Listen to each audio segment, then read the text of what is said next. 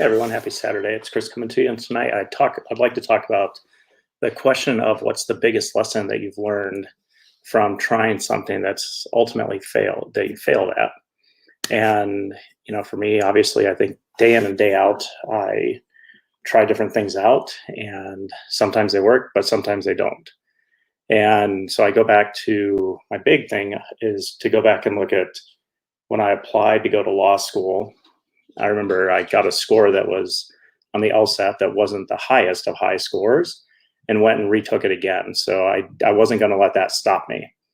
And then got into law school, and then it did not get into the school that I wanted to go to, which was up in Denver, and ended up having to do my first year in Toledo, Ohio. And at that time, both Gretchen and the two girls were still in school.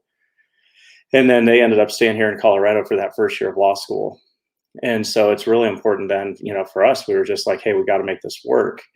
And I was like, man, but did I fail because I wasn't able to actually get into the school that I wanted to get into? And then ended up, after my first year of law school, came back home to Colorado and then ended up working in Woodland Park for a while and applied to transfer to Denver for my second and third year.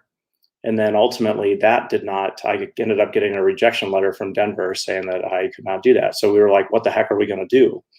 And again, I'm looking at it going, man, did I just fail again trying to, transfer or do this thing? And, and then I went and appealed it, got a recommendation from my boss, who was an alma mater up at University of Denver, and ultimately ended up getting in. So I think the biggest lesson that I've learned is that actually it's not a failure unless you stop.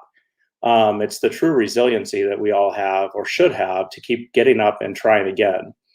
And in the great words of the band Chumbawamba, you get knocked down, but then you get up again and nothing's going to keep you down. And so I think for me, that's the biggest lesson, from failure, is that failure is not a permanent thing, but it definitely helps you define your character and who you are and what you're really striving for.